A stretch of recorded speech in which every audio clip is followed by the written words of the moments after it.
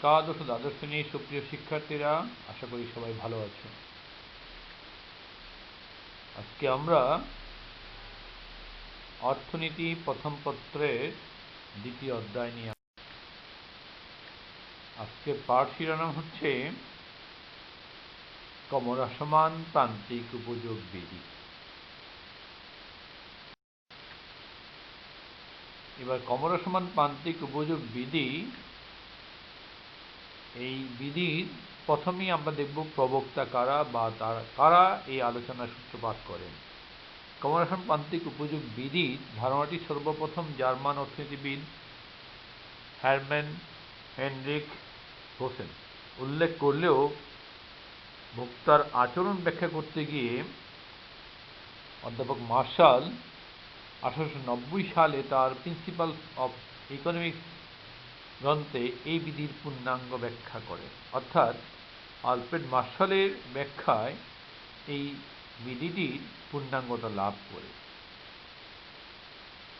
এবার আমরা দেখি এই তত্ত্বের বা এই বিধির মূল বক্তব্য কি। অন্যান্য অবস্থা স্থির থেকে একটি নির্দিষ্ট সময়ে কোনো ভোক্তা একটা নির্দিষ্ট পণ্যের ভোগের পরিমাণ বাড়াতে থাকলে যদি মোট উপযোগ ক্রমহ্রাসমান হারে বাড়ে, অর্থাৎ প্রান্তিক উপযোগ যদি ক্রমান্বয়ে কমতে থাকে, তাকে ক্রমহ্রাসমান প্রান্তিক উপযোগ বিধি বলে। অর্থাৎ উপযোগকে প্রভাবিত করে এই ধরনের যে উপাদানগুলো আছে সেগুলো স্থির বা অপরিবর্তিত থাকবে।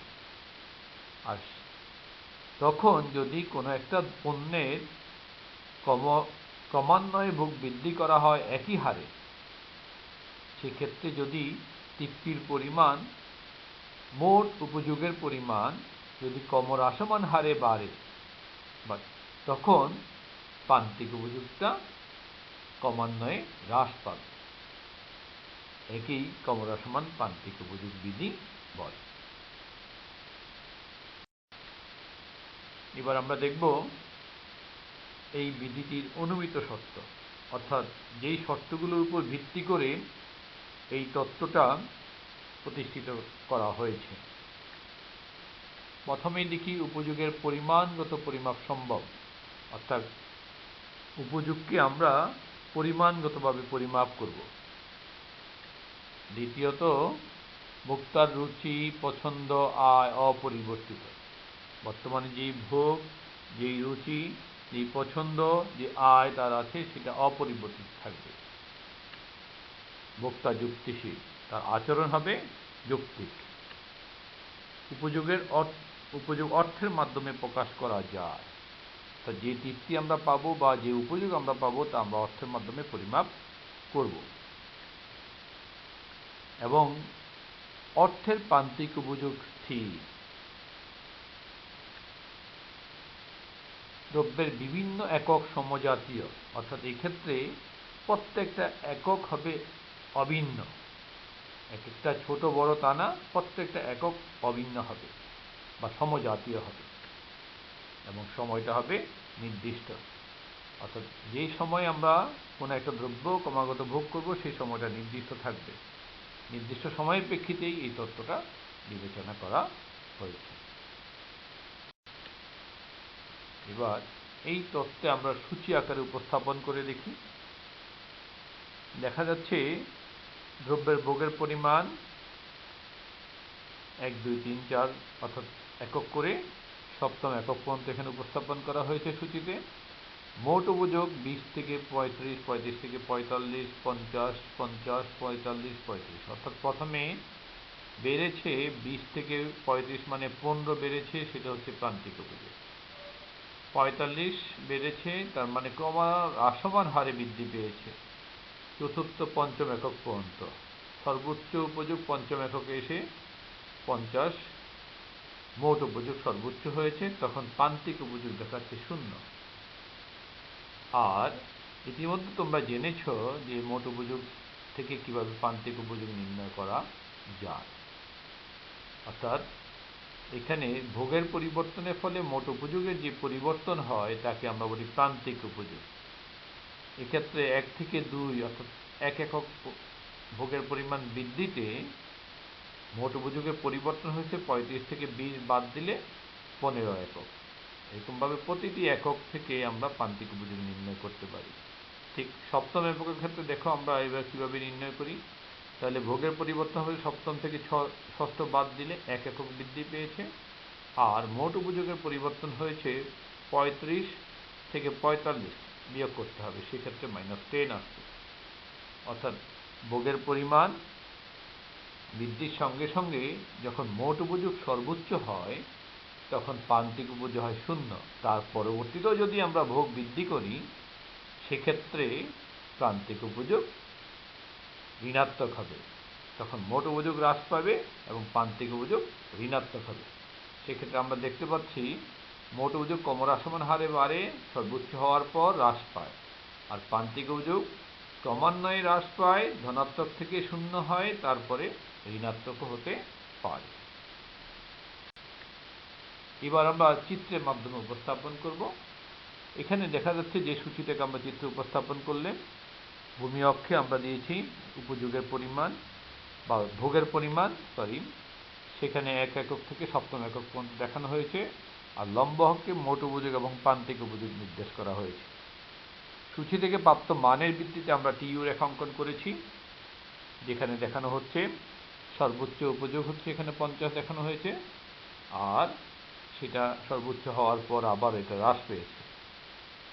আবার প্রান্তিক উপযোগ রেখাটা বি বিন্দু থেকে অর্থাৎ 20 থেকে শুরু হয়ে আস্তে আস্তে 20, 15, 10 একক করে যখন মোট উপযোগ সর্বোচ্চ হয়েছে অর্থাৎ 50 হয়েছে, পঞ্চম এককে এসে ভোগের এককে এসে তখন প্রান্তিক উপযোগ হয়েছে 0।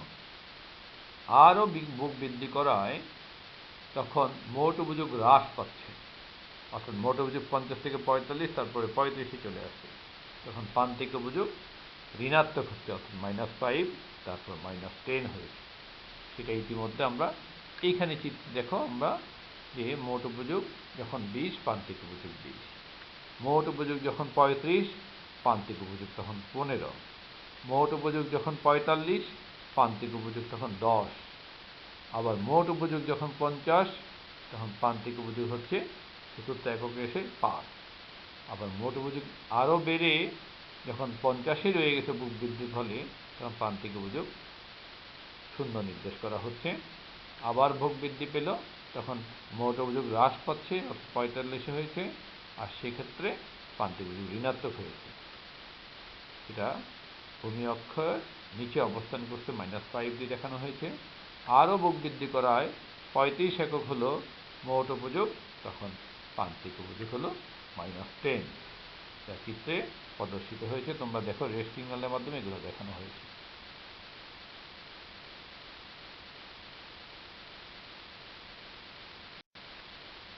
এবার আসো আমরা দেখতে পেলাম ক্রমহ্রাসমান প্রান্তিক উপযোগ বিধি, তবে প্রত্যেক বিধিরই কিছু ত্রুটি থাকে বা সমালোচনা বা সীমাবদ্ধতা থাকে বা ব্যতিক্রম থাকে, এটাও তার ঊর্ধ্বে নয়।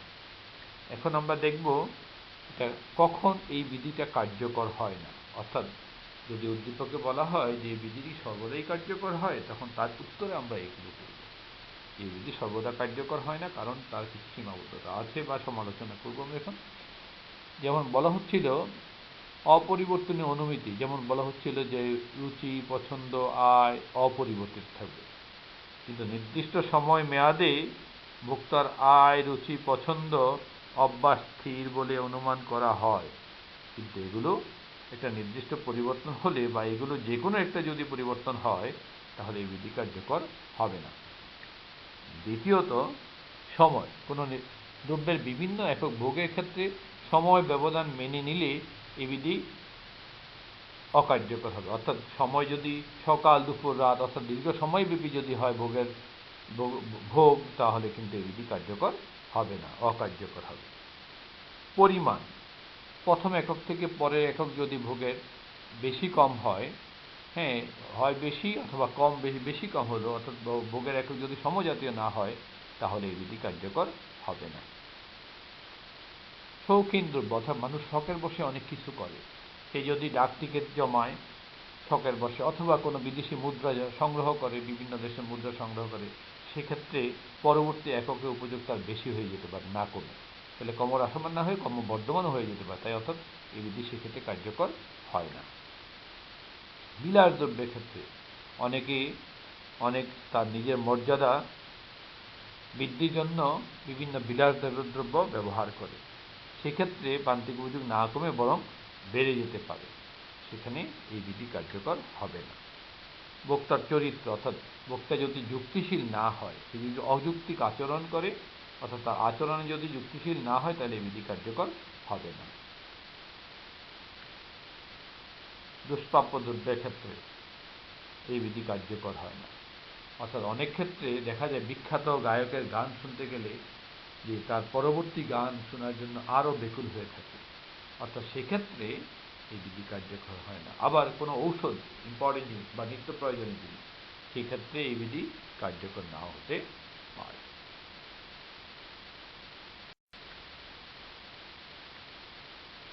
এবার আমরা দেখব আমরা এই পাঠ শিখে কি শিখতে পেরেছি। অর্থাৎ আলফ্রেড মার্শাল ক্রমহ্রাসমান প্রান্তিক উপযোগ বিধিটি কোন গ্রন্থে প্রদান করেন? তার উত্তর আমরা পেলাম প্রিন্সিপালস অফ ইকোনমিক্স গ্রন্থে, ইতিমধ্যে আমরা দেখেছি। এবার দেখব মোট উপযোগ সর্বোচ্চ হওয়ার পর ভোগ বৃদ্ধি করলে প্রান্তিক উপযোগ কি হবে? তার উত্তর হল যে প্রান্তিক উপযোগ ঋণাত্মক হবে।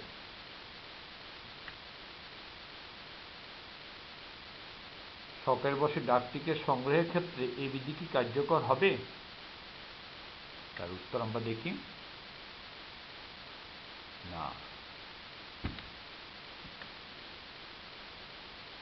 এবার আমরা দেখব বিখ্যাত গায়কের গান শোনার ক্ষেত্রে এই বিধি কার্যকর হবে কি?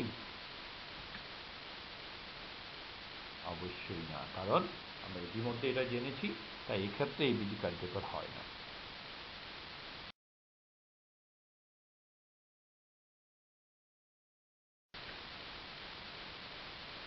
এবার সবাই আমরা বাড়ির কাজটা তুলে নিব।